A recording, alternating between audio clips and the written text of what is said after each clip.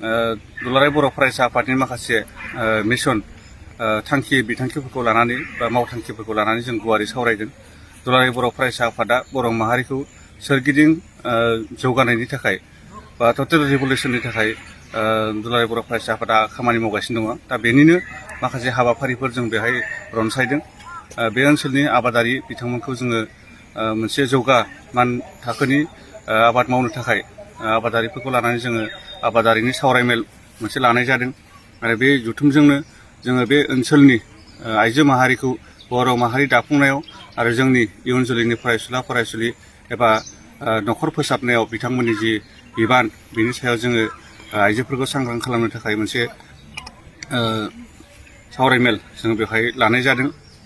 बेजों लोगोसे दुलाराय बर' फरायसा आफादनि जि मोनसे थांखि मिशन कुवालिटि इडुकेसन गुन गोनां सोलोंथाइ, दा बे गुन गोनां सोलोंथाइनि सायाव जों बे ओनसोलनि गुबुन गुबुन फरायसालिनि आरो जौमा फरायसालिफोरनि फरायसाफोरखौ लानानै जोङो गुवारै गोग्गो सोलोंथाइ लानांगौनि सायाव जोङो मोनसे सावराय जथुम बेवहाय लानाय जादों।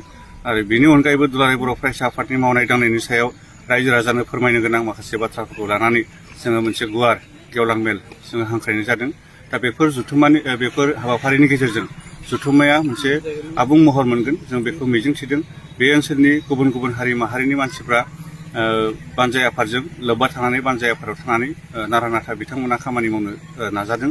बे हिसाबै जोंनि जि जथुम्मा, बे जथुम्माया मोगथां महर तामुलपुर दख'रा दुलाराय बर' फरायसा आफादनि जि 50 बोसोर सनाथि मायथाइ बिनि फोजोबनाय हाबाफारि, बेखौ जोङो तामुलपुर दख'रा दुलाराय बर' फरायसा आफादनि 35थि बोसोरसालिया जथुम्माजों लोगोसे दाजाबनानै पद्मानन्द दालाय एबसुनि बेन्दोङाव थानाय मुंख्लं फोथार, बेवहाय डिसेम्बर दाननि 27, 28, 29 बे सानथामनि हाबाफारिजों जोङो गाजा गोमजायै खुंफुंनो थाखाय लाहार फाहार खालामदों।